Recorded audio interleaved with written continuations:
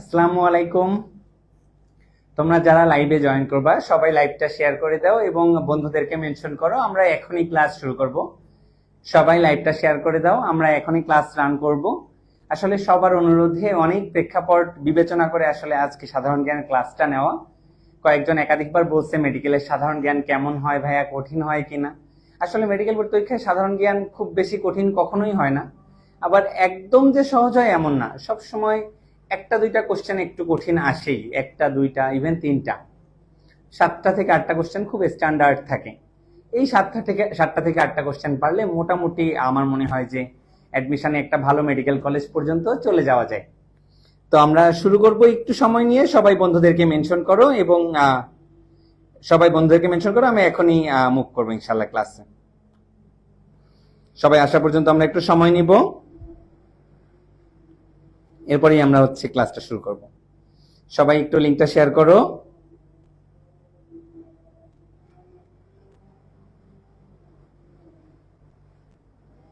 আমরা এখনই শুরু করব।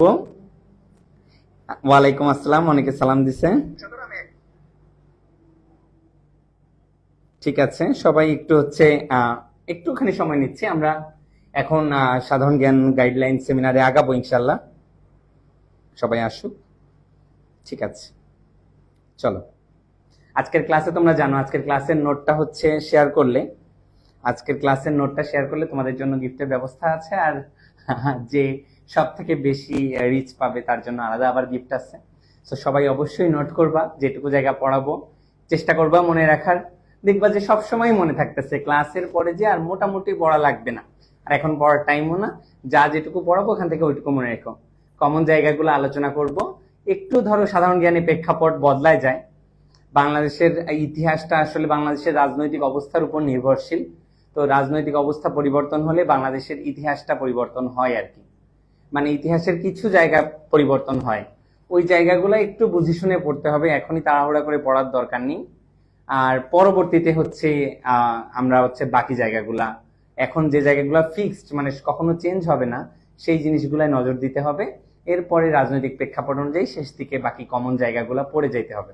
ঠিক আছে, অনেকেই লাইভে চলে আসছো। যারা লাইভে চলে আসছো তোমাদেরকে অনুরোধ করব, অবশ্যই ক্লাসটা শেয়ার করে দিবা। ক্লাসটা এক্ষুনি শেয়ার করে দিবা এবং পুরা টাইম ক্লাসটা নোট করবা। আমি যে জায়গাগুলো পড়াবো নোট করলেই তোমাদের জন্য গিফটের ব্যবস্থা থাকবে। ঠিক আছে, থ্যাংক ইউ। তাহলে চলো আমরা আস্তে আস্তে ক্লাসে মুভ করি।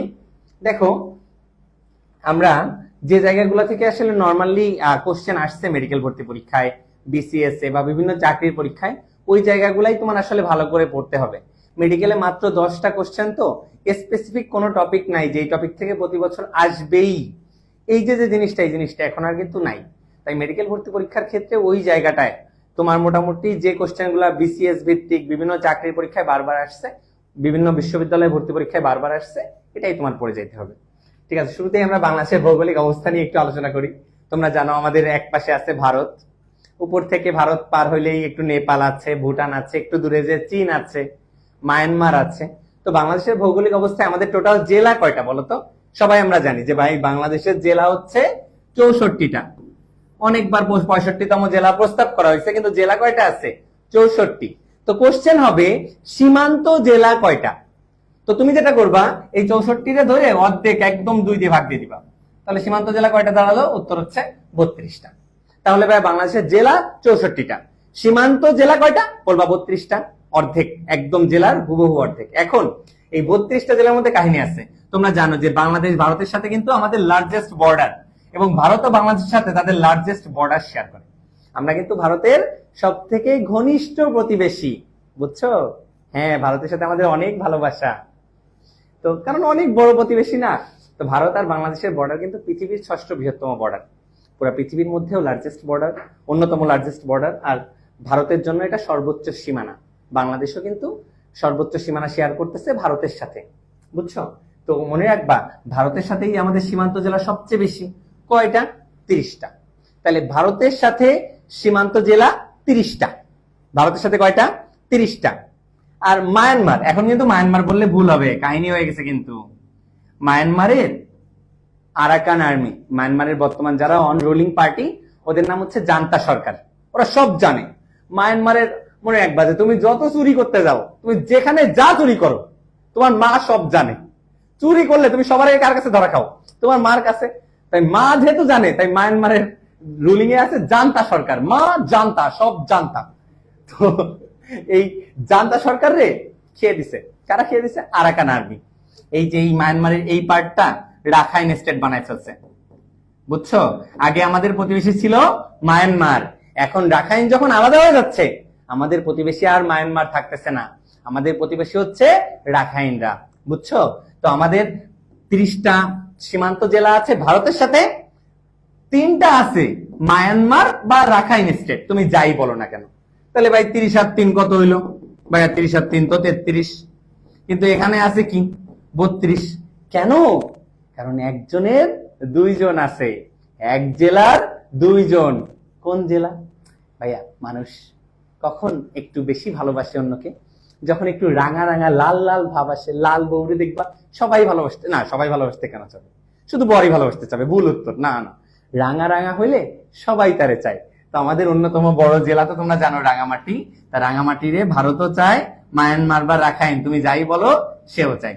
তাই রাঙামাটি এটা দুই দেশের সাথেই বর্ডার শেয়ার করে, রাঙামাটি দুই দেশের সাথেই আছে। তাহলে তোমাকে যদি বলি ভাইয়া 30 আর 3 কখন 32 হয়, তুমি বলবা ভাইয়া সীমান্ত কাউন্ট করার সময় হয়। রাখাইনের সাথে কয়টা? 3টা। আর এর সাথে কয়টা? বাংলাদেশের সাথে কয়টা, মানে ভারতের সাথে কয়টা? বলবা 30টা। ঠিক আছে, এটা একটু মনে রেখো। তো মায়ানমারের সাথে কোন 3টা দেখো?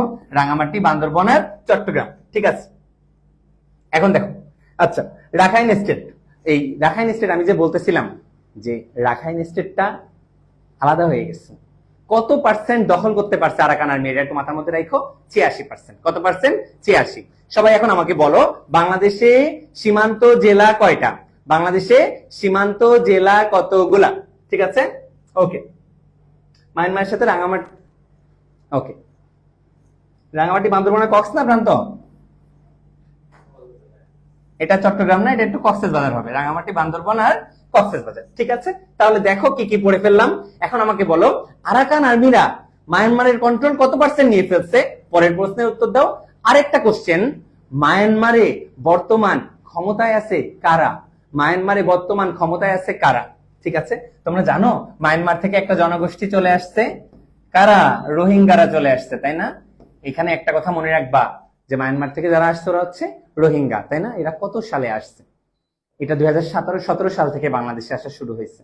17 সালে আসছে, 24 সালে যখন 5ই অগস্ট তৎকালীন প্রধানমন্ত্রী শেখ হাসিনার পতন হইল, তারপরে আসছে 2025 সালে, একদম রিসেন্টলি লাস্ট উইকে ঢুকছে, বুঝছো? তো রোহিঙ্গা আসার প্রসেসটা শুরু হয়েছে কত সালে?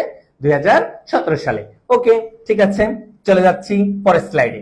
সবাই আমার একটা প্রশ্নের উত্তর দিয়ে ফেলো, কোন জেলার দুই দেশের সাথে সীমান্ত আছে? কাকে সবাই চায়? আমাকে কেউ চায় না, কেউ না, আমি একা, একদম একা। চলো, এই দেখো, আমি তোমাদের যেটা বলতেছিলাম যে আমাদের ইগুলা চেঞ্জ হয় নাই, স্থায়ী জিকে গুলা পরিবর্তন হয়নি, ওই জায়গাটা ফোকাস করতে হবে। জুলাই গণ অভ্যুত্থান নিয়ে আমাদের কিছু পড়াশোনা করতে হবে, এটা গুরুত্বপূর্ণ। চলো, বাংলাদেশের উষ্ণতম স্থান, আমাদের হচ্ছে রিনোভেশনের কাজ চলতেছে, অফিস ডেকোরেশনের কাজ চলতেছে, তো পুরাটা নিয়ে কাজ করতেছে। তো এখন আমাদের এই যে এখন যে ক্লাস নিচ্ছি, ইভেন এসিও লাগানো নাই, এসি খুলে নিয়ে গেছে, ওটা ঠিক করছে, গরম লাগছে একটু, সমস্যা নেই। তোমাদেরও এখন নিয়ে যাচ্ছি সব থেকে গরমের জায়গায়, উষ্ণতম স্থান। বুঝছো? হ্যাঁ, উষ্ণতম স্থান কোথায়? শোনো, মনে রাখবা, উষ্ণতম স্থান হচ্ছে নাটোরে। কোথায়?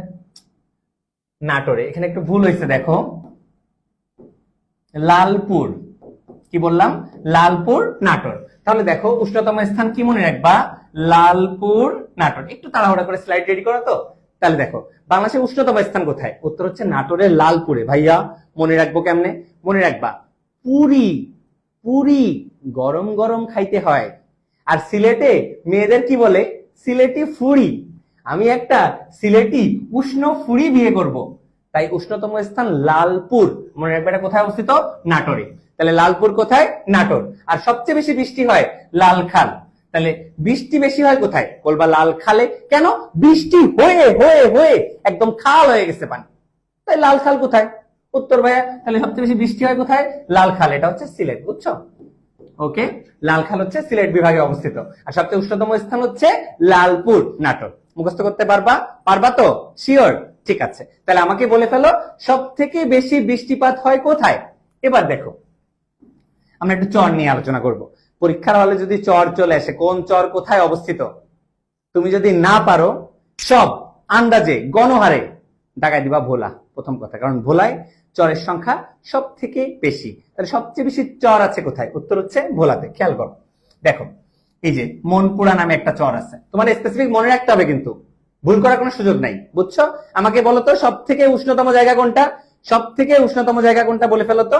ঠিক আছে, বলো তো রোহিঙ্গারা বাংলাদেশে কত সালে প্রথম প্রবেশ করা শুরু হয় কত সালে বলো তো। ওকে, দেখ মনপুরা, ইসরে মন পুড়ে গেছে, মন পুড়ে গেছে, আমার কি আর কিছু মনে থাকবে নাকি আমি সব ভুলে যাব। ভাইয়া মন পুড়ে গেলে মানুষ সব ভুলে যায়, তাই মন পোড়া কোথায়, ভোলাতে। মন পোড়া ভোলা। এই চরের রানী, এই আমি একজন রাজা, তোমাদের ভাবি রানী, তো চরের রানী তোমাদের ভাবিকে দেখলে আমার কি কিছু মনে থাকবে, শুধু ওর রূপের আগুনে আমি জ্বলে পুড়ে ছাই হয়ে যাব। তাই দেখো চরের রানী, তোমার ভাবিকে দেখে আমি সব ভুলে যাই। তাই চরের রানী কোথায়, ভোলায়। ছোটবেলায় যখন ক্লাস ওয়ানে পড়তাম, জানো তুমি ওয়ানে থাকতে আমার একটা গার্লফ্রেন্ড ছিল। ক্লাস ওয়ানে থাকতে আমি হাফ প্যান্ট পরে যাইতাম, আর তোমাদের ভাবি ছিল খুব কিউট, ও মাথায় একটা ঝুটকুলি বানতো এরকম গোল করে, ওই যে নারকেল গাছ বানাইতো মাথায়, ঝুটি বানাইতো, ঠিক। তো তোমাদের ভাবিকে দেখলে সেই সময় ক্লাস ওয়ানে একটা পরীক্ষা হলাম, পরীক্ষায় পেলাম 2, 100-র মধ্যে কত পেলাম, 2। সব ভুলে গেছিলাম, কারণ কি আমি রাজা, সে ছিল রানী, আমার রানীকে দেখে আমি সব ভুলে গেছিলাম। সে এত সুন্দর ফ্যাশন দিত, আমার কিছুই মনে থাকতো না। তাই চর ফ্যাশন, চরের রানী, মন পুরা, সব বলবা ভুলা। কি বললাম, চর ফ্যাশন, মন পুরা, চরের রানী, সব কি বলবা ভুলা। ঠিক আছে, ওকেই আমি বড় হয়ে বিয়ে করছি। তোমরা তো জানো আমার বিয়ে হয়েছে আরো প্রায় 11 বছর আগে। আমার 2টা ছোট ছোট বাচ্চা আছে। मेरे छोटे छोटे बच्चा है, नहीं है, तुम लोग नहीं जानता मेरे बहू का नाम क्या है জানো तुम लोग। আমার তোমাদের ভাবির নাম হচ্ছে সুবর্ণা। সত্যি আমার একটা গার্লফ্রেন্ড ছিল, নাম ছিল সাদিয়া সুবর্ণা। মনে একবার সুবর্ণা আমার গার্লফ্রেন্ডের নাম। তো সুবর্ণাকে আমি বিয়ে করার পর আমার 2টা ছোট ছোট বাচ্চা হয়েছে। এই যে বাচ্চা দুইটার একটার নাম, সুন্দর সুন্দর নাম রাখছে, আমার রুচি ভালো। তো একটার নাম সৃজনী আর একটার নাম শাহাবানী। তো দেখো কি হয়েছে, সুবর্ণা শাহাবাগিনা, শাহাবানী, সৃজনী, শাহাবানী। এই দেখ, সৃজনী লাস্টে ন, শাহাবানী লাস্টে ন, সুবর্ণ মাঝখানে ন, নোয়াখালীতে যত, আর আমার শ্বশুর বাড়ি তো নোয়াখালী, তোমরা জানো সুবর্ণার বাড়ি নোয়াখালী। তাহলে দেখো নোয়াখালী কি কি আছে বলবা, চর সৃজনী, চর শাহাবানী আর সুবর্ণ চর। রিপিট করো, কি বললাম, চর সৃজনী, চর শাহাবানী, সুবর্ণ চর। সব করে কোথায় বললাম, নোয়াখালী। সৃজনী, শাহাবানী, সুবর্ণ, সব করে বলবা নোয়াখালী। ঠিক আছে, এই নোয়াখালী কি চাই বলো, তোমরা নোয়াখালী কি চাও আমাকে জানাও। আমি নোয়াখালী মহাদেশ চাই। এই যে ভারত পাকিস্তান যুদ্ধ করতেছে, এই নোয়াখালীর সাথে পারে ওরা একা, কারণ নোয়াখালীতে আমার শ্বশুর বাড়ি। এটা একটা আলাদা পাওয়ার, সুবর্ণার পাওয়ার। এই দেখো দুবলার চর, এই সুন্দরবন। তোমরা ওই যে দেখবা যে এখন ওই বিকাল বেলায় একটু ঘাসের উপর বসে থাকতে কিন্তু খুব ভাল লাগে। আমরা ওই ঘাসটা কি বলি, দুর্বা ঘাস বা দুবলা ঘাস। তো মনে একবার দুবলার ঘাস অনেক সুন্দর লাগে, তাই দুবলার চর কই, সুন্দরবন। তাহলে দুবলার ঘাস সুন্দর, তাই দুবলার চর কোথায়, সুন্দরবন। মুখস্থ করো আমার সাথে, তাহলে দুবলা ঘাস সুন্দর, তাই দুবলার চর সুন্দরবন। মুহুরীর চর, এই তোমরা যে ভাতের কখনো দেখছো, ভাত রান্না করার পরে যে এরকম মার ফেনা ফেনা হয় দেখছো। এখন ফেনীর মানুষজন ফেনা ফেনা ভাত খায় না, ওরা মুড়ি খায়, শক্ত শক্ত বানায় খায়। ফেনীর মানুষ কি খায়, ফেনা ফেনা খায় না, খায় মুড়ি।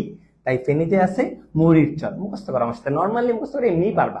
তাহলে মুড়ির চর কোথায়, ফেনীতে। দুবলার চর কোথায়, সুন্দরবন। বললাম চর সৃজনী, শাহাবানী, সুবর্ণ কোথায়, নোয়াখালী। আর চরের রানী, চর ফ্যাশন, মনপুরা চর সব কোথায়, ভোলা।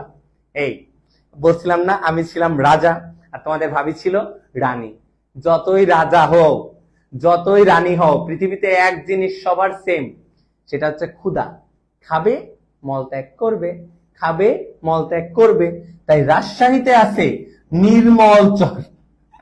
রাজারাও মলত্যাগ করে। রাজা মানে কিন্তু বড় লোক হইতে পারে, সেও কি করে? মলত্যাগ করে। মুকেশ আম্বানি অনেক বড় লোক, সে কি মলত্যাগ করে না? রাজা মল, রাজা মল। তাই নির্মল চর কোথায়? রাজশাহী। মুখস্থ করো আমার সাথে। তাহলে নির্মল চর পড়লাম কোথায়? রাজশাহী। মুহুরীর চর পড়লাম কোথায়? ফেনী। চর সৃজনী, সাহাবানী, সুবর্ণ কোথায় পড়লাম? নোয়াখালী। ঠিক আছে। মনপুরা চর, চর ফ্যাশন, চরের রানী কোনটা? ভোলা। মুখস্থ করো কয়েকটা চর। তাহলে আমাকে সবাই বলে ফেলো নির্মল চর কোথায়? নির্মল চর কোথায়? আমি একটু কমেন্ট সেকশন দেখে আসি। নির্মল চর কোথায়?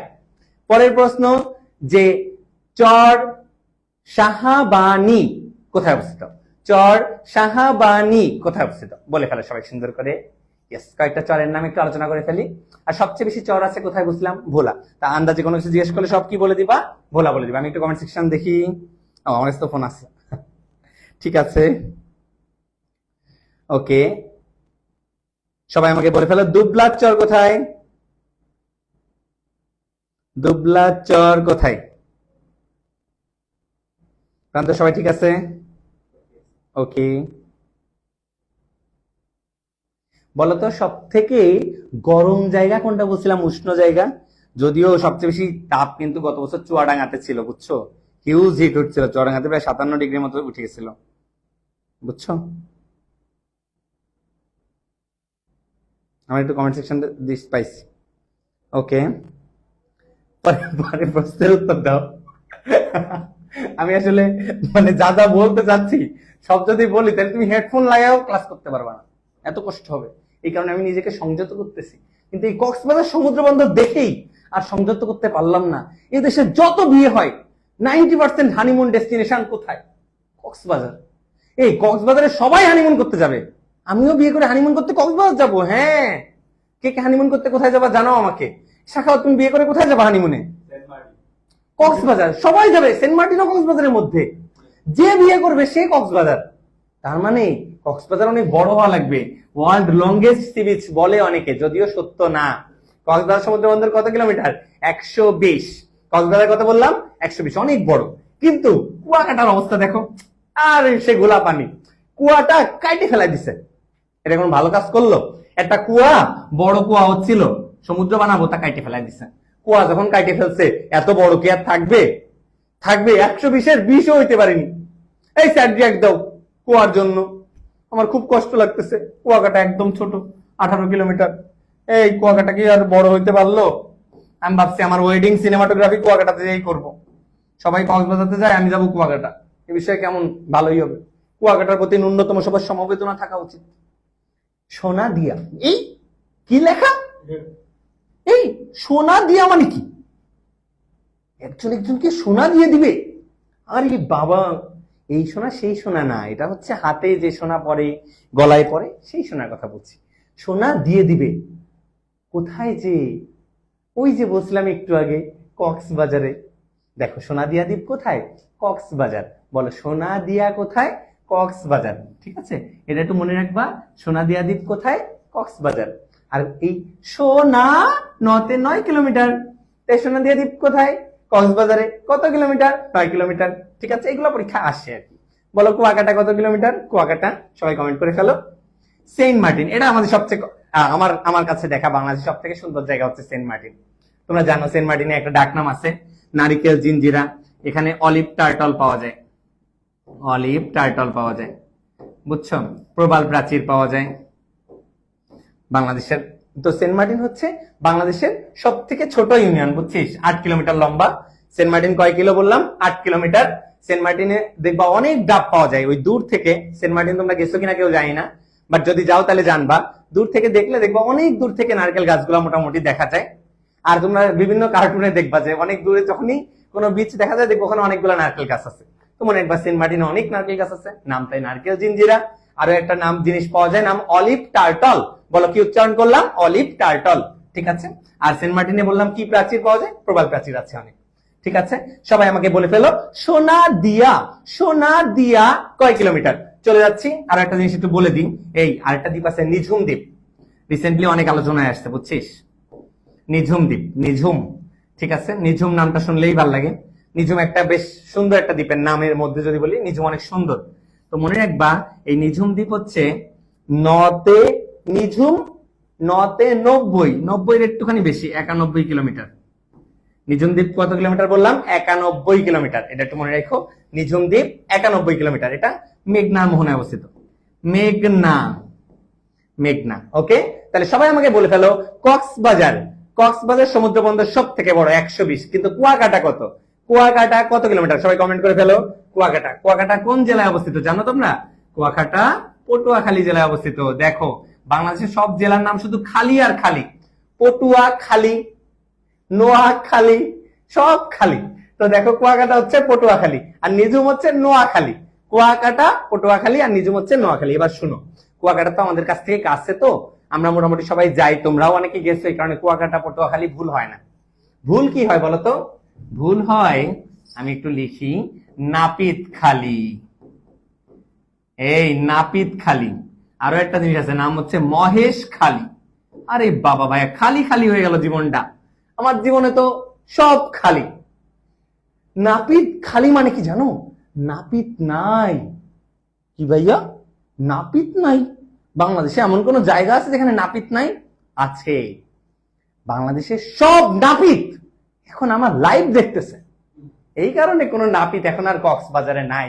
তাই যদি বলে নাপিতখালী কোথায়, তুমি বলবা ভাইয়া কক্সবাজার। যদি তোমাকে বলি মহেশখালী কোথায়, আরে মহেশ তো নাই কক্সবাজার। সব মহিষ তো এখন একসাথে আমার লাইভ দেখতেছে। সামনে কুরবানির পর তোমাদের কাউকে খুঁজে পাওয়া যাবে না, কারণ এই কুরবানিতেই তোমরা সবাই কুরবানি হয়ে যাবা। তাই মহেশখালীও কোথায়?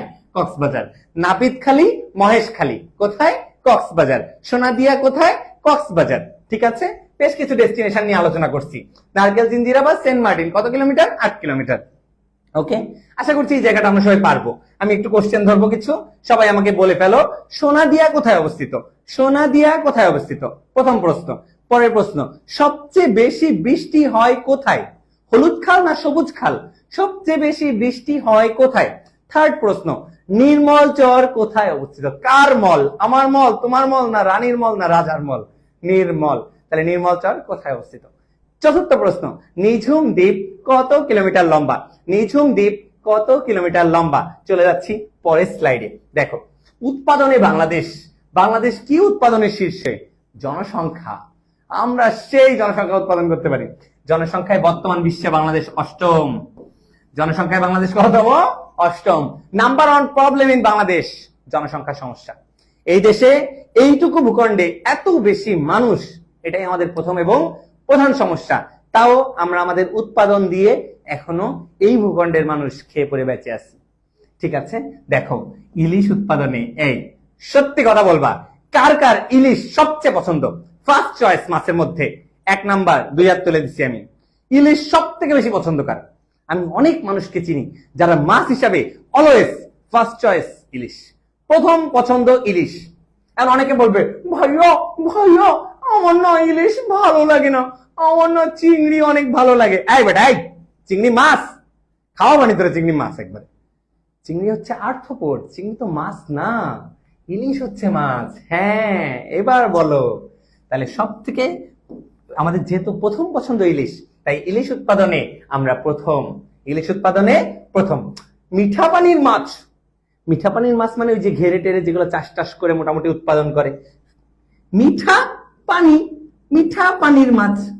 এটা প্রান্ত ভাইয়া লিখিনি ভালো করে, যে মিঠা পানির মাছ। এই যে আমি লিখে দিচ্ছি, মিঠা পানির মাছ। কয়টা শব্দ হইলো ভাইয়া বল? মিঠা পানির মাছ 2টা শব্দ না? তাই দ্বিতীয়। আমরা ইলিশ উৎপাদনে ছিলাম প্রথম, ইলিশ একটা শব্দ প্রথম, মিঠা পানির মাছ দ্বিতীয়। এটা কিন্তু ডেন্টাল কোশ্চেন এবছর আসতে। আমি কোশ্চেন অ্যানালাইসিস করছি, যে টপিকগুলো আজকে একটু টাচ করতেছি সব টপিকই কোনো না কোনো সময় ভর্তি পরীক্ষায় আসছে।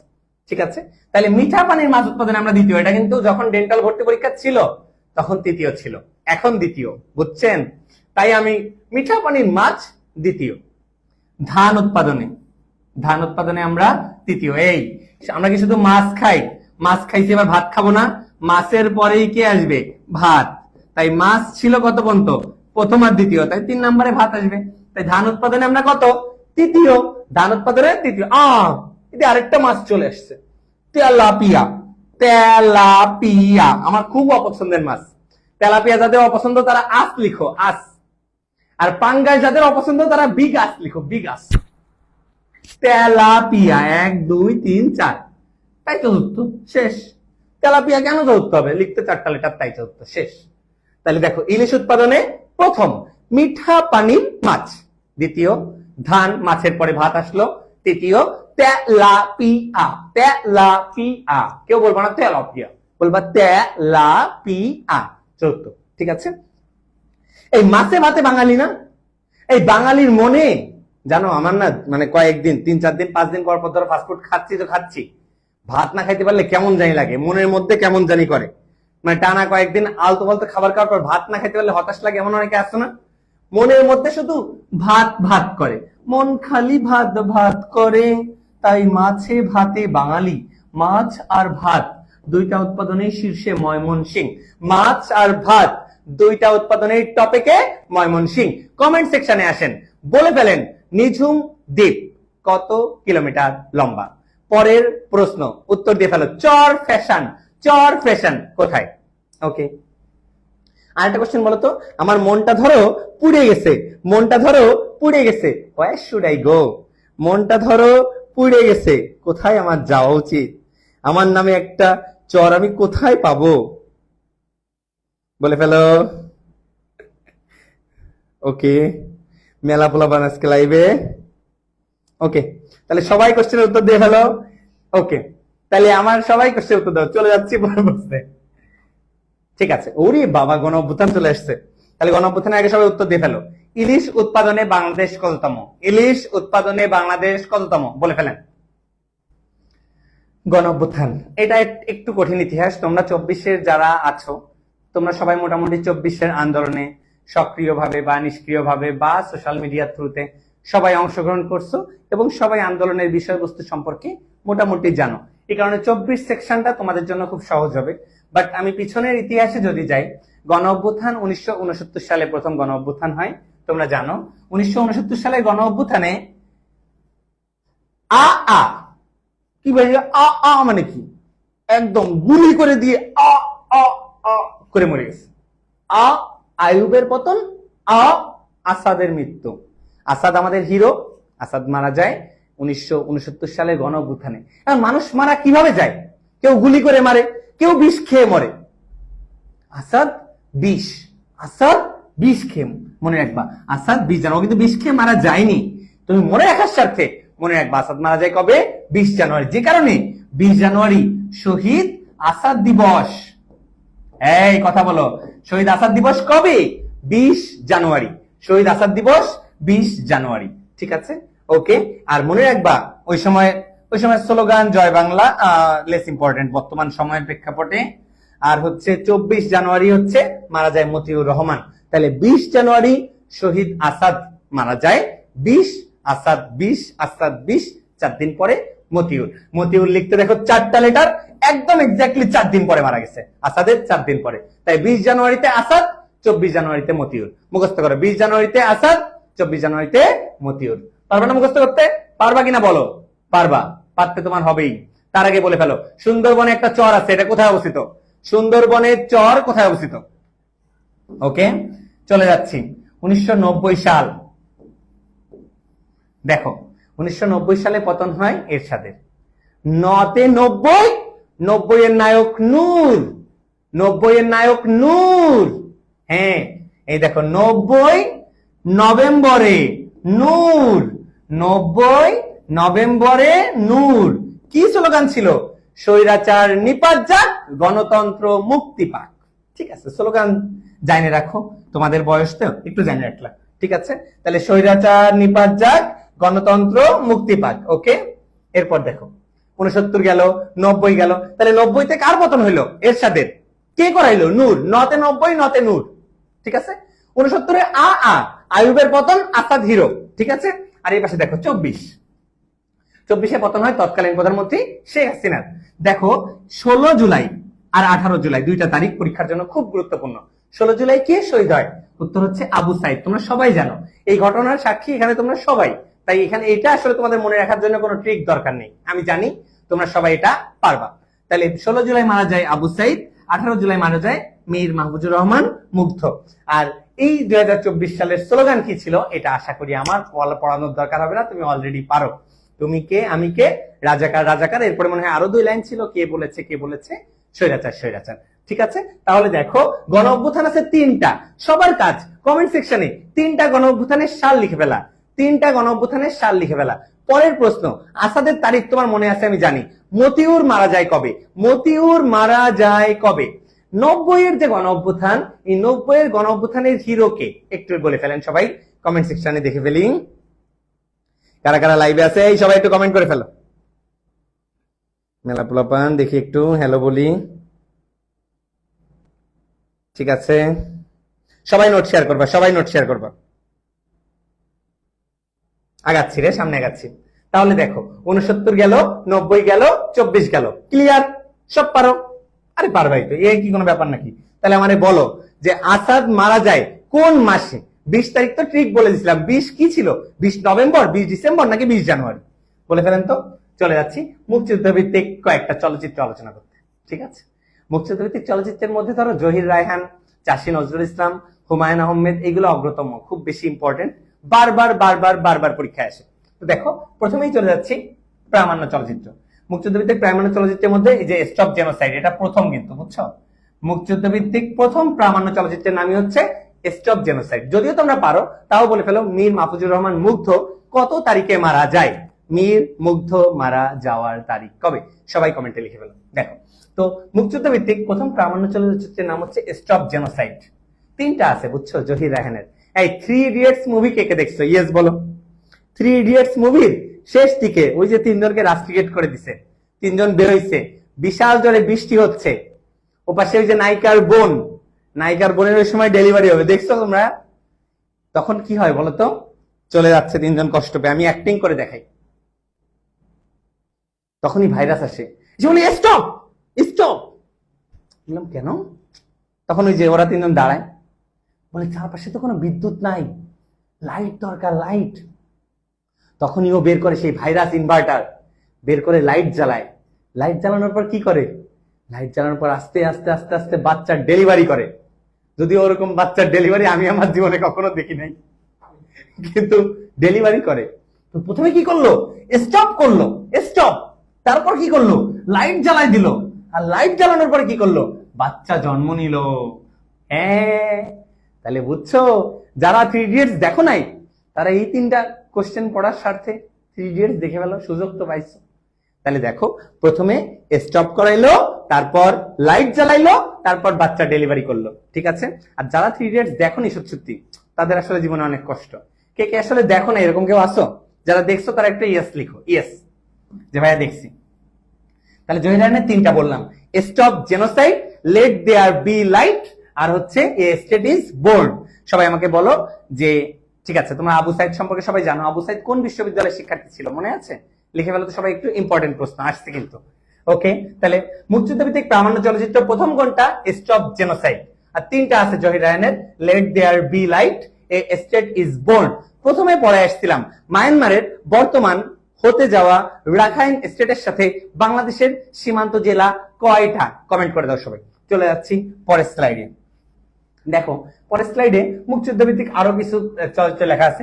এটা কিন্তু কাজী নজরুল ইসলাম না, এটা হচ্ছে চাষী নজরুল ইসলাম। এই চাষী নজরুল ইসলাম কি করছে জানো? ওর অনেক জমি ছিল, এই জমি চাষ করতেছিল, জমির পাশে ছিল একটা নদী, ये নদীতে भी मछली চাষ कर रहा था, মাছলি। এই দেখো এখন হাঙর মাছ চাষ করতো। তো একদিন কি হয়েছে, চাষী নজরুল ইসলাম গেছে শ্বশুর বাড়ি বেড়াইতে, আর ওরা 11 জন এসে ওর চাষ করা সব ফসল আর সব মাছ নিয়ে চলে গেছে। তখনও কষ্ট পেয়ে বলছে, ওরা 11 জন আমার সব ফসল, সব মাছ নিয়ে গেল। কি মাছ নিয়ে গেছে? হাঙর মাছ নদী থেকে নিয়ে গেছে। তাই হাঙর নদী গ্রেনেড। এই জন্য ও তাদের ফাঁসির দাবিতে সংগ্রাম করতে শুরু করলো। তাই আরেকটা হচ্ছে সংগ্রাম। তাহলে তিনটা বললাম, চাষী নজরুল ইসলাম এর তিনটা। ওরা 11 জন। কেন? চাষী নজরুল ইসলাম যে চাষ করছিল, ওরা 11 জন সব নিয়ে গেছে। হ্যাঁ, নদীর থেকে হাঙরও নিয়ে গেছে। হ্যাঁ, আরো কি করছে জানিস? তাই চাষী নজরুল ইসলাম সংগ্রাম করছে। কিন্তু তোমরা কি জানো যে এই যে বললাম যে হাঙর নদী গ্রেনেড, এই চলচ্চিত্র তো চাষী নজরুল ইসলামের, কিন্তু এই উপন্যাস লিখছে সেলিনা আহমেদ। এই অনেকে ভাবে কি ভাই চাষী নজরুল ইসলামের সাথে কি সেলিনা আহমেদের কিছু ছিল? না। কিভাবে মনে রাখবা? দেখো, উপন্যাসটাকে লিখছে সেলিনা, আর এর মুভিটাকে বানাইছে চাষী নজরুল ইসলাম। মনে রাখবা, নদীতে যে খেলি না আমার নাম সেলিনা, নদীতে যে খেলি না আমার নাম সেলিনা। তাই হাঙর নদী গ্রেনেড এই উপন্যাস লিখছে কে? সেলিনা। এই বল, হাঙর নদী গ্রেনেড উপন্যাস বললে কি বলবি? সেলিনা। আর হাঙর নদী গ্রেনেড চলচ্চিত্র বললে কি বলবা? চাষী নজরুল ইসলাম। ঠিক আছে, মনে থাকবে? মনে থাকবে সত্যি? ঠিক আছে, তাহলে সবাই আমাকে বলে ফেলো, লেট দেয়ার বি লাইট। একটু লাইট দাও, লাইট দাও, ডেলিভারি করব। এটা কে? কার? এটা কার? এটা কে বানাইছে বলো? চলো পরের স্লাইডে চলে যাই। ওই দেখো, ওই যে ওরা 11 জন, এরাই। এই যে দেখো সংগ্রাম, এটা দেখো হাঙর নদী গ্রেনেড, এই যে সেলিনা হোসেন, এটা উপন্যাস। চলো সবাই আমাকে বলে ফেলো, হাঙর নদী গ্রেনেড চলচ্চিত্র বানাইছে কে? হাঙর নদী গ্রেনেড চলচ্চিত্র কে বানাইছে? দেখে আসি কমেন্ট সেকশনে কি অবস্থা। যারা যারা নোট শেয়ার করবা, ইনশাআল্লাহ সবার জন্য গিফট থাকবে। ক্লাস সম্পর্কে একটু লিখবা, তারপর নোট শেয়ার করবা। ঠাকুরমার ঝুলি বলতেছি নাকি আমি? কি বলে এরা? আমি ঠাকুরমার ঝুলি বলছি না, আমি পড়াচ্ছি। দেখো, হুমায়ুন আহমেদ। এই হুমায়ুন আহমেদের ফ্যান কে কে আসো? না, আমিও তার কিছু বই পড়ছি, তার ভালোই লাগে। এখন হুমায়ুন আহমেদ, সে জীবনে অনেক আগুন ছিল। হুমায়ুন আহমেদের জীবনে অনেক আগুন ছিল। সে 1000 বার ফায়ার সার্ভিস ডেকেছে, কিন্তু ফায়ার সার্ভিস আসেনি। তখন শেষ বয়সে সে একটা বিয়ে করলো। হুমায়ুন আহমেদ কাকে বিয়ে করছিল লাস্ট দিকে জানো তো? শাওনকে বিয়ে করছিল। হ্যাঁ, তো যখন এত আগুন ছিল তার জীবনে, তখন শাওনকে বিয়ে করলো। শাওন তাকে দিয়ে দিল শ্যামল ছায়া। আগুনের পরশমণি আর শ্যামল ছায়া। কারণ শেষ বয়সে সবার জীবনেই একটু সাপোর্টিভ কিছু, একটু ছায়া দরকার হয়। এটাই হচ্ছে শ্যামল ছায়া। তাহলে হুমায়ুন আহমেদ নিয়ে দুইটা কথা মনে রাখবো, আগুনের পরশমণি, শ্যামল ছায়া। বলো, সংগ্রাম চলচ্চিত্রকার। সংগ্রাম চলচ্চিত্রকার বলে ফেলো। ওকে, ঠিক আছে, সংগ্রাম চলচ্চিত্রকার। তারপরের প্রশ্ন, স্টপ জেনোসাইড। স্টপ জেনোসাইড এটা কি পূর্ণদৈর্ঘ্য চলচ্চিত্র নাকি প্রামাণ্য চলচ্চিত্র? স্টপ জেনোসাইড পূর্ণদৈর্ঘ্য নাকি প্রামাণ্য? বলে ফেলেন। চলে যাচ্ছি মুক্তিযুদ্ধ ভিত্তিক চলচ্চিত্রে। এই ধীরে বহে মেঘনা, আরো কিছু। ধীরে বহে মেঘনা, মনে রাখবা, ধীরে বহে মেঘনা না, এটার নাম হচ্ছে ধীরে বহে শাবানা। শাবানার নায়ক অলওয়েজ কে থাকে? আলমগীর। ধীরে বহে শাবানা, আলমগীর শাবানা প্রেম করতে যাবানা। তাহলে ধীরে বহে শাবানা। তাহলে বলো, এই যে ধীরে বহে মেঘনা, এটা কার? আলমগীর কবিরের। ঠিক আছে, ধীরে বহে শাবানা, শাবানা আলমগীর। এই তোমরা জানো তো, রিয়াজ শাবনূর, শাবানা আলমগীর আর শাকিব খান, অপবিশ্বাস, এরা সবাই কিন্তু বেশ অনেকগুলো মুভি একসাথে করছে, বুঝছো? আর এই মুভি সম্পর্কে জানো না, এটা কারো কোনো, মানে সবাই আমরা জানি। ওই যে বাচ্চাটাকে বলে যে বল পাকিস্তান জিন্দাবাদ, বল পাকিস্তান জিন্দাবাদ, ও লাস্টে যে বলে জয় বাংলা। তোমরা মনে হয় হচ্ছে এটা দেখছো না সবাই? যারা দেখছো তারা ইয়েস লিখে কমেন্ট করেন তো। এটা খুব কমন আমাদের জন্য। তো এটা আর কি, আমার বন্ধু রাশেদ। রাশেদ, আর এই দেখো মোরশেদ। মোরশেদ, রশেদ, এর মধ্যে রশেদ আছে, এর মধ্যে রশেদ আছে। তাই মনে রাখবা, রাশেদ মোরশেদ, রাশেদ মোরশেদ, রাশেদ মোরশেদ। তাই আমার বন্ধু রাশেদ মোরশেদুল ইসলামের। আমার বন্ধু রাশেদ মোরশেদুল ইসলামের। বলো, চাষী নজরুল ইসলাম এর একটা চলচ্চিত্র প্রথমেই পড়াইছিলাম, নাম কি? বলে ফেলো, সবচেয়ে কমন চলচ্চিত্র। তাহলে আমার বন্ধু রাশেদ, মোরশেদ, ধীরে বহে মেঘনা, শাবানা, সরি আলমগীর। ঠিক আছে, মনে রাখতে পারবা। আশা করছি এখানে কোনো ঝামেলা হবে না। বুঝতে কি অসুবিধা হচ্ছে? আশা করছি না। 71 নিয়ে যত ঝামেলা আছে একটু সামলাই দিব এখন, যাতে এখান থেকে কোনো ভুল না হয়। সবাই আমাকে বলে ফেলো, হাঙর নদী গ্রেনেড চলচ্চিত্রটা কে বানাইছে? হাঙর নদী গ্রেনেড চলচ্চিত্র কে বানাইছে? আরেকটা কথা বলো, চর ফ্যাশন কোথায় অবস্থিত? চর ফ্যাশন কোথায় অবস্থিত? পরের প্রশ্ন, চলে যাচ্ছে এদিকে। দেখো 71 নিয়ে যত কিছু, 71-এর ঢাকা, একটু আগেই তো বলে আসলাম, নদীতে যে খেলি না আমার নাম সেলিনা। হ্যাঁ, আমি তারপর ভাবলাম নদীতে যে যখন খেলবো না, তাহলে আজকে থেকে ঢাকায় যে খেলবো। ঢাকায় গেছি, শুধু বিল্ডিং আর বিল্ডিং, কোনো খেলার জায়গা নাই। তখন বললাম ঢাকায় যে খেলি না আমার নাম সেলিনা, নদীতে যে খেলি না আমার নাম সেলিনা। তাই সেলিনা হোসেনের 71-এর ঢাকা। তাহলে 71-এর ঢাকা কার বললাম? সেলিনা। 71-এর ঢাকা কার? সেলিনা। এই মানুষ জীবনে যেসব পাপ করে, সব পাপ তার ডায়েরিতে লিখে রাখে। হ্যাঁ, পাপ ডায়েরিতে লিখে রাখে। কারণ ভাবে কি ডায়েরি তো কেউ পড়ে না নর্মালি, তাই না? তো একজন কি করছে, অনেক মালামাল চুরি করছে, অনেক মালামাল চুরি করে সব ডায়েরিতে লিখে রাখছে। এখন যদি কেউ ওই ডায়েরি পড়ে তাহলে মালামাল পেয়ে যাবে না। তাই মনে রাখবা, ডায়েরি কা মাল সুফিয়া কামাল, ডায়েরি কা মাল সুফিয়া কামাল। বুঝছো? কারণ সব মালামালের তথ্য কোথায় আছে? ডায়েরিতে। তাই ডায়েরি কামাল সুফিয়া কামাল। ঠিক আছে? 71-এর ঢাকা, ঢাকায় যে খেলি না আমার নাম সেলিনা। হ্যাঁ, এভাবেই মনে রাখবা। 71-এর দিনগুলি শহীদ জননী বলা হয় জাহানারা ইমাম। এটা আমরা ছোটবেলাতে পড়ে পড়ে বড় হয়েছি যে 71-এর দিনগুলি জাহানারা ইমামের। এটা নিয়ে কোনো সমস্যা কারো নাই, আমরা সবাই কিছু না পারলেও এটা পারি। 71-এর দিনগুলি জাহানারা ইমাম। আর 71-এর যিশু, এই যিশু কি ছেলে নামে? উত্তর হচ্ছে ছেলে।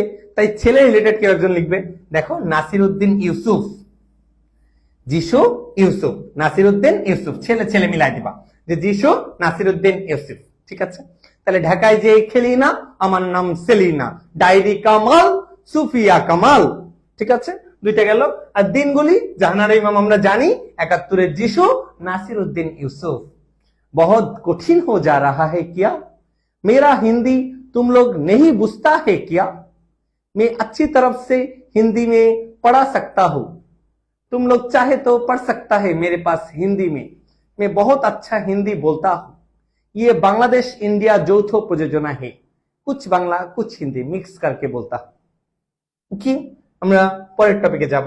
তার আগে সবাই আমাকে বলে ফেলো 71-এর ডায়েরি, 71-এর ডায়েরি কার লেখা? ঠিক আছে, 71-এর ডায়েরি কার লেখা? ওকে, এই যে মইনুল ভাই, এরা এত আজে বাজে কমেন্ট করে। চলো এরপর, হ্যাঁ, ইন্টারন্যাশনাল কিছু বইয়ের নাম পড়বো আমরা। Cruel birth of Bangladesh. বাংলাদেশের ক্রুয়েল বার্থ হয়েছে, তোমরা জানো কিনা?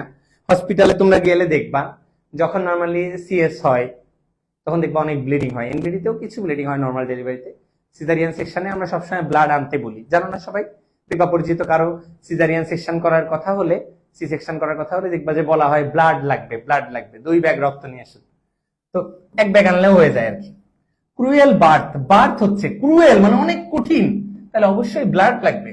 তাই ক্রুয়েল বার্থ, ব্লাড লাগবে, blood.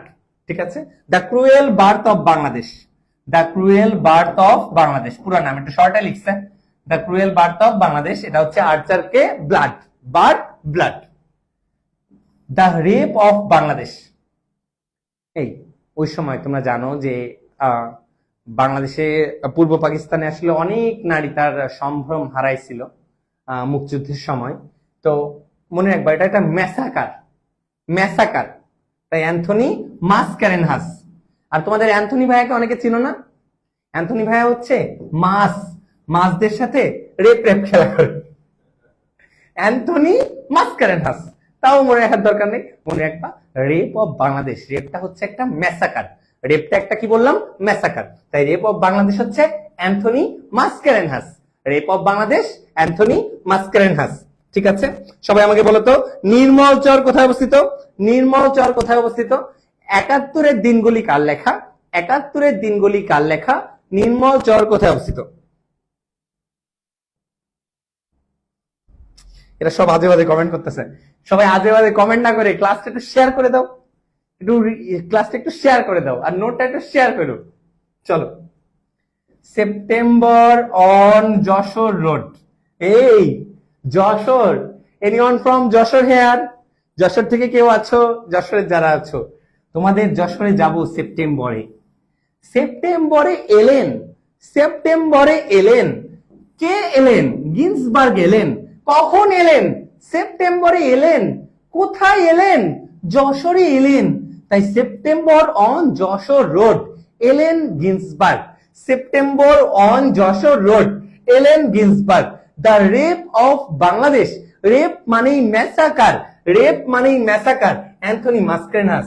The cruel birth of Bangladesh, birth blood, birth blood. Okay, ঠিক আছে। তাহলে আমরা তিনটা ইন্টারন্যাশনাল বইয়ের নাম পড়ে ফেললাম। ওকে, সবাই আমাকে কোশ্চেনের উত্তর দাও। শ্যামল ছায়া, শ্যামল ছায়া কার লেখা?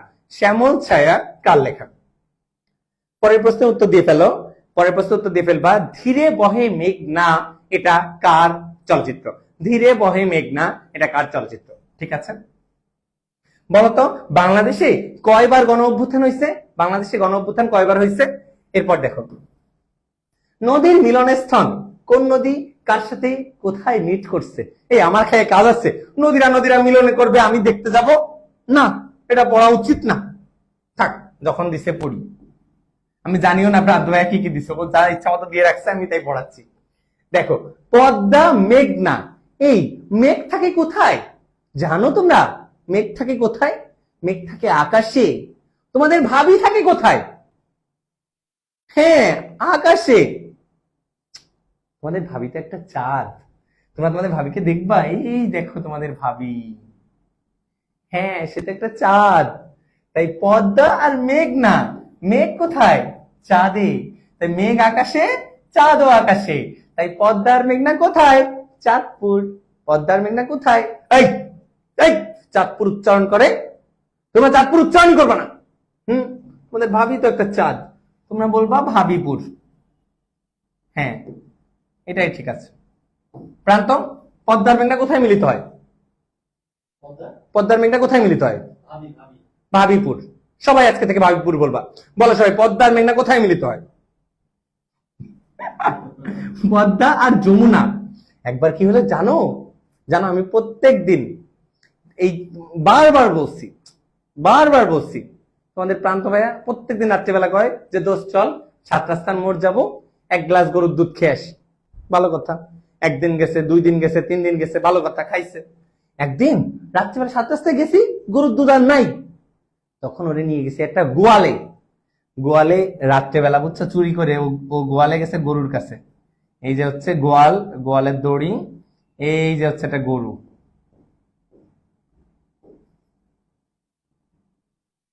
এই যে হচ্ছে একটা গরু। ঠিক আছে, গরুর কাছে গেছে তোমাদের প্রান্ত ভাইয়া গরুর দুধ খাওয়ার জন্য। এই যে তোমাদের প্রান্ত ভাইয়া, দেখো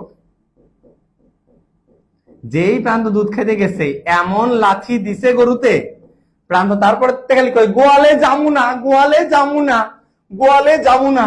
তাই শুনে পদ্মা আর যমুনা মিলিত হয়ে গেছে গোয়ালন্দে। গোয়ালে যামু না, তাই পদ্মার যমুনা কোথায়? গোয়ালন্দ।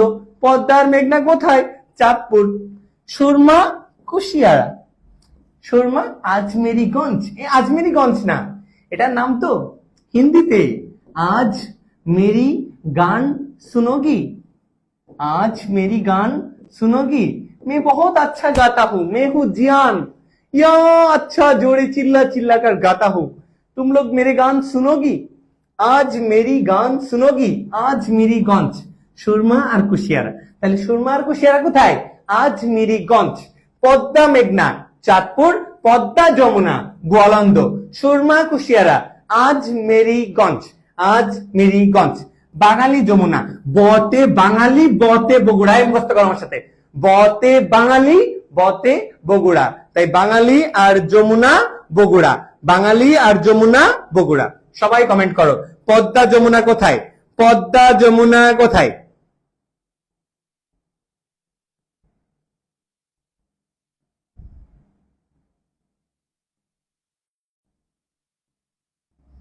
চলো তারপর উপজাতি। Shit! উফ, খুব কষ্ট হচ্ছে। জানো তোমরা কিছু, আমার একটা উপজাতি বউ আছে, খাসিয়া বউ। এটা কে কে জানো? এই যে দেখো, এই যে আমি, আমার ছোটবেলার ছবি। এই দুইজনের মধ্যে লাভ নাই কেন? একটা কেমন হয়েছে? রাব নে বানা দে জুড়ি। এই আমার বউ ছিল খাসিয়া, বুঝছো তো? খাসিয়ারা হচ্ছে মাতৃতান্ত্রিক, মানে মেয়েদের কথাই চলতে হয়। তো আমি যখন ওকে বিয়ে করলাম, সকালবেলায় ঘুম থেকে উঠে আমি তাড়াতাড়ি উঠতাম, উঠে ওর জন্য চা বানাই, ওকে ডেকে তুলতাম, ওগো তোমার অফিসে যাওয়ার টাইম হয়েছে বলে আমি ওকে চা দিতাম। ও চাটা খেয়ে ও তারপর ব্রেকফাস্ট করে আমি তাড়াতাড়ি ও চলে যেত। আমি পুরা ঘরটা ঝাড়ু দিয়ে গোছায় রেখে দিতাম। রাতেও আসার আগে বলতাম, ওগো আসার সময় আমার জন্য একটা নীল পাঞ্জাবি আর হলুদ হলুদ ফুল নিয়ে আইসো। পরে এটা নিয়ে আসতো।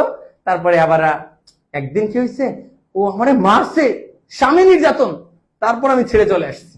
এই লাভ তখন এরকম ক্রস লাভ হয়ে গেছে। তো মনে রাখবা, চাকমা যেটা মনে রাখবা, মাতৃতান্ত্রিক দুইটা, মাতৃতান্ত্রিক গাঢ় আর খাসিয়া। সেই থেকে ওর সাথে আমার সম্পর্ক খারাপ। খাসি, গাঢ় মানে গরু, আর খাসি এই দুটা মাতৃতান্ত্রিক। গরু খাসি মাতৃতান্ত্রিক। এই গরু আর খাসি কি বললাম? মাতৃতান্ত্রিক। গাঢ় খাসিয়া, গাঢ় খাসিয়া, গাঢ় খাসিয়া, মাতৃতান্ত্রিক। দেখো ক্রম দেখো উপজাতির। 1 নাম্বার, প্রথম হচ্ছে চাকমা, দ্বিতীয় হচ্ছে মারমা, আর তৃতীয় হচ্ছে ত্রিপুরা। প্রথম কি বললাম? চাকমা, দ্বিতীয় কি? মারমা, তৃতীয় কি? ত্রিপুরা। ততে 3, ততে ত্রিপুরা, ততে 3, ততে ত্রিপুরা। 1 নাম্বার কি? চাকমা, আর 2 নাম্বার কি? মারমা। আবার বলি, 1 নাম্বার চাকমা, 2 নাম্বার মারমা, ততে 3, ততে ত্রিপুরা, 3 নাম্বার ত্রিপুরা। ঠিক আছে? এই চাকমা, মারমা, ত্রিপুরা, এদের বর্ষবরণ উৎসবের নামটা খুব ইম্পর্টেন্ট। এদের 3 জনের বর্ষবরণ উৎসবকে একসাথে ডাকা হয় বৈশাবি, বৈশাবি, বৈশাবি। সবাই আমাকে বলো, সেপ্টেম্বর 1 যশোর রোড, এটা কার লেখা? এই জানিস, সেপ্টেম্বর 1 যশোর রোডে 151 মানে 151টা লাইন আছে, মুখস্থ কর। সেপ্টেম্বর 1 যশোর রোডে 151টা লাইন আছে। ঠিক আছে, চলো। তো দেখো যেটা বলছিলাম, Chakma 1 number, Marma 2 number, Tripura 3 number. তো এটা উল্টায় মনে রাখতে হয়। দেখো বর্ষবরণ উৎসবের নাম হচ্ছে বৈশাবী। কি নাম বললাম? বৈশাবী। ত্রিপুরাদেরটার নাম হচ্ছে বই, মারমাদেরটার নাম হচ্ছে সা, আর চাকমাদেরটার নাম হচ্ছে বি। বৈশাবী। বইতে হয় বৈশুক। বৈশুকটা কাদের? ত্রিপুরাদের। তাই বৈশুকটা কাদের? ত্রিপুরাদের। সাংরাইটা কাদের? মারমাদের। উল্টায় আসতে হয়, মাতে কি? মারমা। আর বিজুটা কাদের? উত্তর চাকমাদের। তাহলে দেখো 1 নম্বরে বললাম ত্রিপুরা, ত্রিপুরাদের বৈশুক। 2 নম্বরে বললাম সাংরাই, সাংরাই কাদের? মারমাদের। আর 3 নম্বরে বললাম বিজু কাদের? চাকমাদের। সবাই আমার কোশ্চেন উত্তর দাও যে চাকমাদের উৎসবের নাম কি? চাকমাদের উৎসবের নাম কি বলো? মাতৃতান্ত্রিক উপজাতি দুইটার নাম বলো, মাতৃতান্ত্রিক উপজাতি দুইটার নাম বলো। ঠিক আছে, দেখো চাকমাদের উৎসবের নাম হচ্ছে বিজু, সাংরাই হচ্ছে মারমাদের, আর বৈশুক হচ্ছে ত্রিপুরাদের। ঠিক আছে, ত্রিপুরা, ওরা পুড়ে যে অনেক সুখ পায়, বৈশুক। ত্রিপুরা পুড়ে যে সুখ পায়, বৈশুক। ত্রিপুরা বৈশে সুখ পায়, বৈশুক। দেখো চাকমা হচ্ছে কি বললাম? বিজু। চাকমা গাঢ়, গাতে গাঢ়, 1 গালা, গাঢ় গালা, 1 গালা, গাঢ় গালা, 1 গালা। ঠিক আছে, 1 মানে 1 সেকেন্ডে গালায় ফেলবো। গাঢ় গালা, 1 গালা। ঠিক আছে।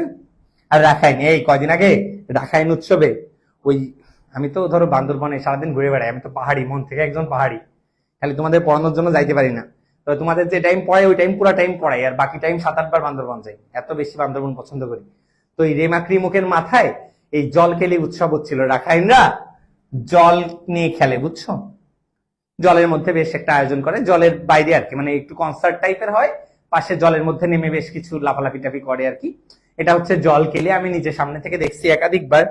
তো ধরো তোমার আম্মু একটা সুন্দর পানি গোছায় রেখে দিছে, আর তুমি তাই নিয়ে খেলতে গেছো, সেই জলের মধ্যে খেলতেছো, তোমার কি রাখবে না? মার দিয়ে রাখা জল নিয়ে খেলি, রাখা জল নিয়ে খেলি, তাই রাখাইন জল কেলি, রাখা জল নিয়ে খেলি, তাই রাখাইন জল কেলি। গারদের ওয়ান গালা, গারদের ওয়ান গালা, চাকমাদের হচ্ছে বিজু। ঠিক আছে, তাহলে আমাকে বলো মাতৃতান্ত্রিক কারা? মাতৃতান্ত্রিক। পরের প্রশ্নের উত্তর দাও। জলকেলি কাদের উৎসব? জলকেলি কাদের উৎসব? বাংলাদেশের দ্বিতীয় সর্বোচ্চ উপজাতির নাম কি? দ্বিতীয় সর্বোচ্চ, কমেন্ট করে ফেলো, দ্বিতীয় সর্বোচ্চের নাম কি? লাস্ট কোশ্চেন, বিজু কাদের উৎসব? বলো বিজু কাদের উৎসব? চলে যাচ্ছি পরের স্লাইডে। বৃহত্তম, ক্ষুদ্রতম। তোমরা জানো যে আমরা অনেকে সাজেক ঘুরতে যাই। সাজেক অনেক বৃহৎ পাহাড় আছে, অনেক বৃহৎ পাহাড়, তাই সাজেকে যাই। আর সেন্ট মার্টিন ছোট্ট একটা দ্বীপ, ছোট্ট একটা দ্বীপ, তাই যদি বলে বৃহত্তম ইউনিয়ন কোনটা, বলবা সাজেক, রাঙামাটি। বুঝছো? साजेक वैली मैं बहुत बार गया, बहुत अच्छा लगता है मुझे। सारी टूरिस्ट स्पॉट मुझे अच्छा लगता है। मैं मन থেকে एक पहाड़ी हूँ, पहाड़ में थकना ही मेरे लिए अच्छा है। তাই দেখো বৃহত্তম কোনটা বললাম? বৃহত্তম ইউনিয়ন সাজেক। আর ক্ষুদ্রতম ইউনিয়ন হচ্ছে সেন্ট মার্টিন। আমি বলছিলাম সেন্ট মার্টিন কয় কিলোমিটার? উত্তর হচ্ছে ভাই 8 কিলোমিটার। তাহলে সেন্ট মার্টিন 8 কিলোমিটার। বৃহত্তম সাজেক কোথায়? রাঙামাটিতে। আর সেন্ট মার্টিন কোথায় বলো তো? সেন্ট মার্টিন কোথায়? আরেকটা কোশ্চেনের উত্তর দাও। সেন্ট মার্টিনে টার্টল পাওয়া যায়, বলছিলাম কি turtle? Green turtle, black turtle, olive turtle, কি পাওয়া যায় বলে ফেলেন। উপজেলায় চলে আসি। দেখো উপজেলার মধ্যে এই যে সাতক্ষীরার শ্যামনগর, গত বছর আমার স্টুডেন্ট ছিল, চান্স পাইছে শ্যামনগর থেকে। তো এই সাতক্ষীরার শ্যামনগর ইয়া বড়, গেলে শেষই হয় না। ওখানে বর্ষা রিসোর্ট আছে, মুন্সিগঞ্জ বলে একটা জায়গা আছে, ওখানে সুন্দর, গেছি অনেকবার, ভাল লাগে। তো সবচেয়ে বৃহত্তম কি বললাম? শ্যামনগর। ঠিক আছে, আমার এক চাচা আছে, বুড়ো চাচা, বুঝছো? ওরে দেখলে অনেক কষ্ট হয়। ওর নাম নারায়ণ। ওরে সবাই বান্ধে ছুঁয়ে দেয়। তা একটা মানুষটা যদি বান্ধে রাখে, তার মনটা কি আর বড় হয় না ছোট হয়? ছোট হয়। নারায়ণগঞ্জে বান্ধে ছুঁয়ে দিছে, তাই নারায়ণগঞ্জের বন্দর হচ্ছে সবচেয়ে ছোট। সবচেয়ে বড় দেখো শ্যামনগর, শ্যামা। আমার একটা স্টুডেন্ট আছে, নাম শ্যামা। শ্যামা গেছে তার নগরের কাছে। হ্যাঁ, ওইসব যা ভাবতেছো তাই, তাই মনটা অনেক বড়। তাই শ্যামনগর বলবা বৃহত্তম, আর বন্দর নারায়ণগঞ্জ বলবা ক্ষুদ্রতম। ঠিক আছে। আর এই দেখো জেলা, এই শুরুতেই বলছিলাম যে রাঙামাটির কয়জন? আমার একজন, তোমার একজন। রাঙামাটির কয়জন বলো তো? আমার এক দেশ, তোমার এক দেশ। রাঙামাটির কয় দেশ? উত্তর 2 দেশ, ইন্ডিয়া আর রাখাইন স্টেট। মায়ানমার কিন্তু বলতেছি না, আমি বারবার খেয়াল করিস, কিন্তু আমি কিন্তু রাখাইন স্টেট উচ্চারণ করছি। এর পিছনে আরো অনেক ভূ রাজনৈতিক কারণ আছে, অনেক কিছু আছে যেগুলো আমি তোমাদের বুঝাইতে গেলে হয়তো তোমরা অনেকে বুঝবা না, বাট কিছু বিষয় আলোচনা করবো ইনশাল্লাহ সামনে। আর একটু মায়ানমার ইস্যুটা সলভ হোক, তারপর আলোচনা করব। তো রাঙামাটির সাথে কয়জনের কানেকশন? 2 জন। এটা সবচেয়ে বড় এই কারণে, বুঝছো? আর নারায়ণ, ওই যে বললাম আমার চাচারে বান্ধে থুইছে, আমার চাচার নাম নারায়ণ, এটাই। তাহলে যদি বলে ক্ষুদ্রতম জেলা কোনটা? নারায়ণগঞ্জ। ক্ষুদ্রতম উপজেলা কোনটা? বলবা বন্দর নারায়ণগঞ্জ। আর ক্ষুদ্রতম ইউনিয়ন কোনটা? উত্তর সেন্ট মার্টিন। বৃহত্তম ইউনিয়ন কোনটা? উত্তর সাজেক। বৃহত্তম উপজেলা কোনটা? উত্তর শ্যামনগর। না দেখে বলবা সবাই, বলো বৃহত্তম জেলা কোনটা? বৃহত্তম জেলা কোনটা? আর ক্ষুদ্রতম উপজেলা কোনটা? 2টা কোশ্চেন করে ফেলো, উত্তর দিয়ে ফেলো। বৃহত্তম জেলা কোনটা, ক্ষুদ্রতম উপজেলা কোনটা? এরপর চলে আসো। ये क्या है? ये उन्नत जात का फसल है। कौन कौन फसल अच्छा है, बड़ा होता है, बहुत फलन होता है, वो है उन्नत जात। उन्नत जात का कौन फसल का नाम क्या है? ये परीक्षा में आता है। मेरे हिंदी तुम लोग नहीं बुझ रहा हो, मुझे पता है, मैं बांग्ला में ही पढ़ाएगा। উন্নত জাতের ফসল দেখো টমেটো। টমেটো দেখবা ওই গ্রামের দিকে ছোট ছোট ছেলেদের যে নাম থাকে না, টমেটোর এরকম নাম, লাল লাল। মিন্টু, মিন্টু, মানিক, মিন্টু, মানিক আর রতন। ওই আমার 2 মেয়ে ছিল আর ছেলে হলে এই নাম রাখতাম, মিন্টু, মানিক আর রতন। ভালো নাম না? মিন্টু, মানিক, রতন, এরা হচ্ছে টমেটো। টমেটো কি বললাম? মিন্টু, মানিক, রতন। ঠিক আছে। কলা, এই তোমরা অনেকে কলা অপছন্দ করো, অনেকে। কেন ভাই? কলা একটা ভালো খাবার, ভালো, অনেক পুষ্টিগুণ সম্পন্ন খাবার, ভালো। পেয়ারা, কলা খুব ভালো খাবার, খাবা। তো কলা তোমরা পছন্দ না করলেও আমি পছন্দ করি, বুঝছো? ডানে গরু বামে খাসি, কলাকে ভালোবাসি। ডানে গরু বামে খাসি, কলাকে ভালোবাসি। কলাকে ভালোবাসি, মোহনবাসী, কানাইবাসী, কলাকে আমরা ভালোবাসি। ঠিক আছে, बात समझ में आया? बहुत अच्छा।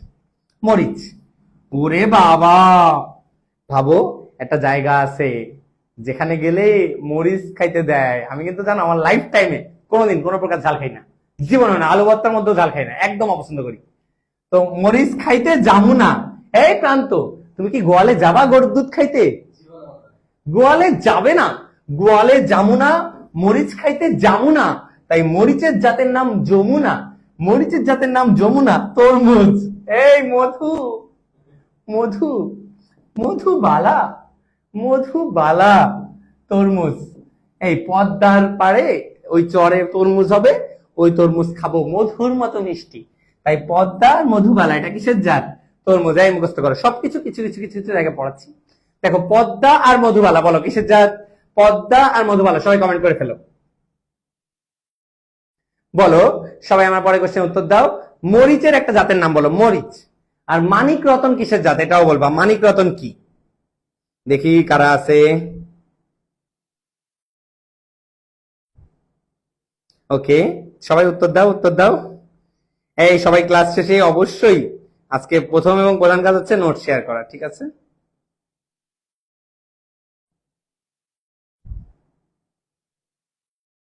ওকে, ঠিক আছে, সবাই আমার কোশ্চেনের উত্তর দিয়ে ফেলো। এবার আমরা কিছু নিয়ে আলোচনা করব, কিছু সদর দপ্তর নিয়ে আলোচনা করব। তার আগে একটু বলে ফেলো, ঠিক আছে? এরপর দেখো আন্তর্জাতিকের মধ্যে সদর দপ্তর নিয়ে একটু আলোচনা করি। তার আগে শুরুর দিকে পড়ে আসছিলাম, দেখি কার কার মনে আছে। ৭১-এর ডায়েরি, ৭১-এর ডায়েরি, এটা কার লেখা বলে ফেলো। দেখো সদর দপ্তরের মধ্যে ডাব্লু দিয়ে শুরু হয়েছে আর ও দিয়ে শেষ হয়েছে। সদর দপ্তর মানে কি শুনো, অনেক আন্তর্জাতিক সংস্থা আছে যাদের একটা জায়গা থাকে, নির্দিষ্ট অফিস থাকে, যেখান থেকে তারা অপারেট করে, এটাকে বলা হয় সদর দপ্তর। তো এই সদর দপ্তর হয় হচ্ছে ডাব্লু দিয়ে শুরু হয়, ও দিয়ে শেষ হয়।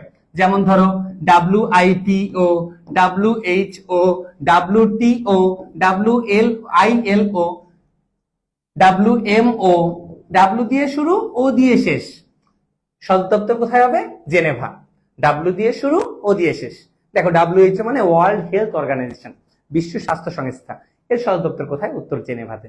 কোশ্চেনে যখন ডাব্লু দিয়ে শুরু হবে, ও দিয়ে শেষ হবে, তুমি সব জায়গায় দিবা কোথায়? জেনেভা। জেনেভা হচ্ছে সুইজারল্যান্ডের একটা শহর, বুঝছো?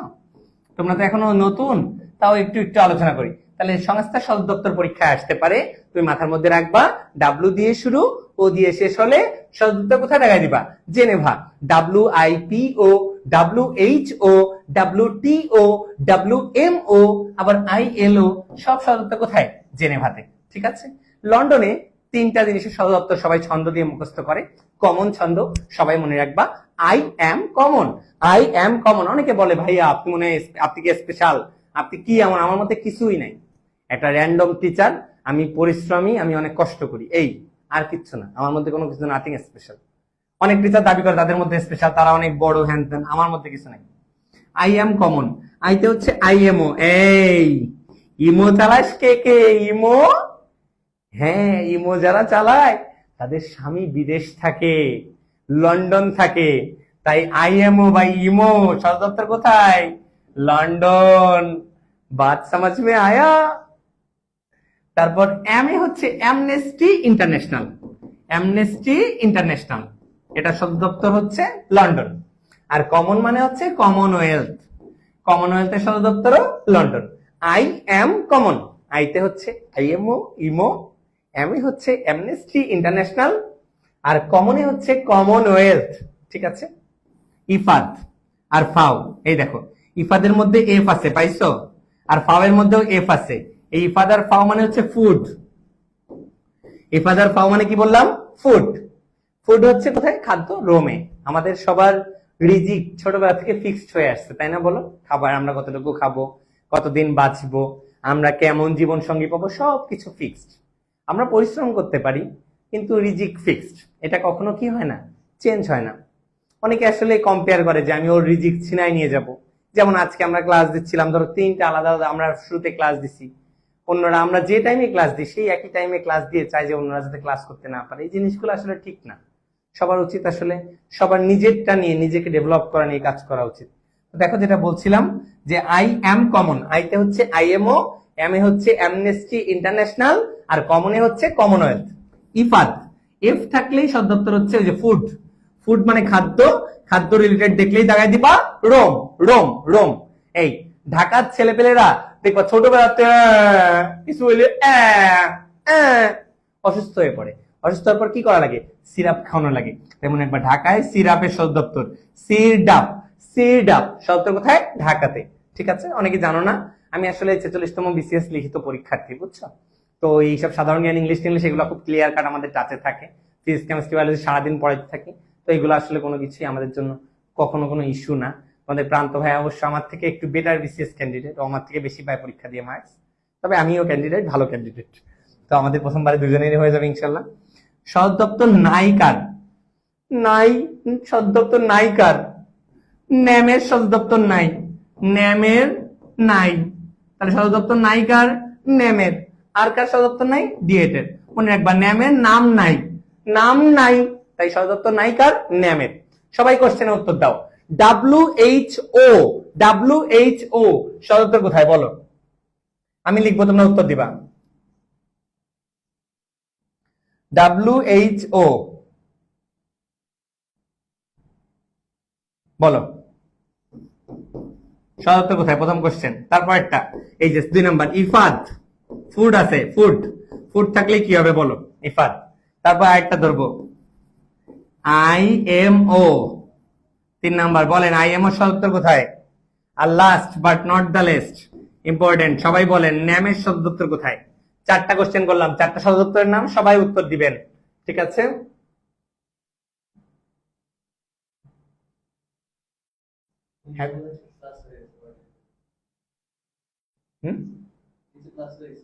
সমস্যা নেই, ঠিক আছে। এরপর কিছু টাকার নোট নিয়ে আলোচনা করা আছে, গত বছর একটা চলে আসছে, তো একটু মাথার মধ্যে রাখতে পারো। এটা আমাদের আজকের লাস্ট টপিক, আমরা ডিসকাস করছি, একটু আইডিয়া রাখবা।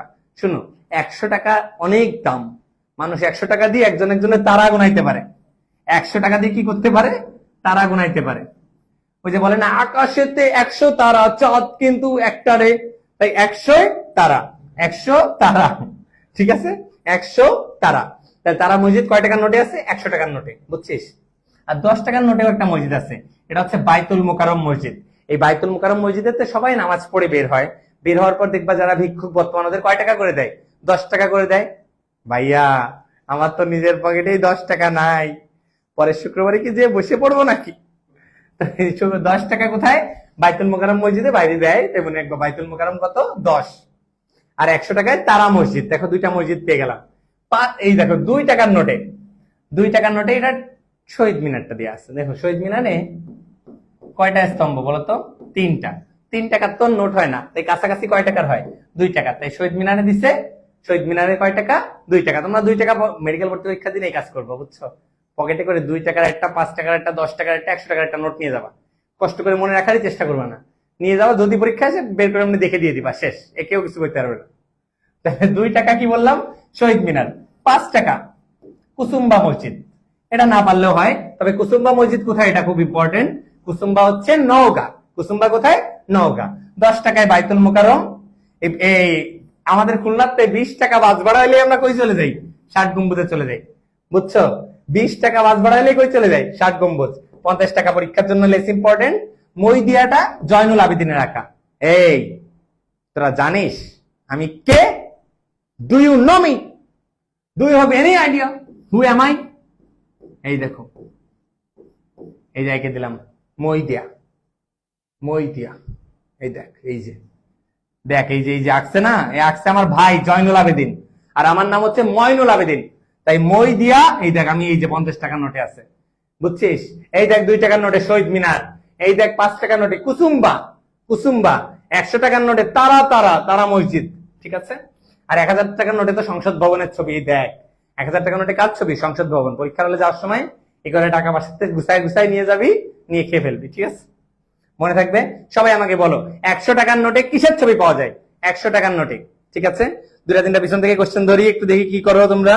100 টাকার নোটে কিসের ছবি পাওয়া যায় বলো? কুসুম্বা মসজিদ কোথায় অবস্থিত, কুসুম্বা, কুসুম্বা কোথায় অবস্থিত?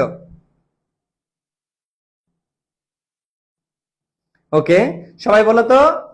হ্যাঁ বলো, মধুবালা, মধুবালা কিসের জাত বলো? মধুবালা কিসের জাত? কেউ আজকে বলে নাই ভাই, আপনার একটু ভালো দেওয়া যাচ্ছে। তার কষ্ট জীবনে বাইরে থেকে আর কি করব। এই আমাকে 60 গম্বুজ মসজিদে যাইতে 60 টাকা লাগে, 80 টাকা লাগে না 20 টাকা লাগে? 60 গম্বুজ মসজিদে যাইতে কয় টাকা লাগে?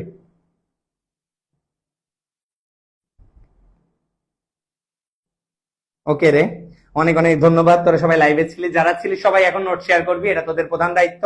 নোট শেয়ার করলে ইনশাল্লাহ মোবাইল রিচার্জ দিয়ে দিব। আর ক্লাসটা একটু শেয়ার করে রাখো, টাইম লাইনে থাকুক, মানুষ দেখুক, সবাই একটু যাচাই করুক। ততদিন পর্যন্ত সবাই ভালো থাকো, সুস্থ থাকো। আমি কোনো ক্লাসে যাইতে চাই না কখনো, আমি ছোট মানুষ।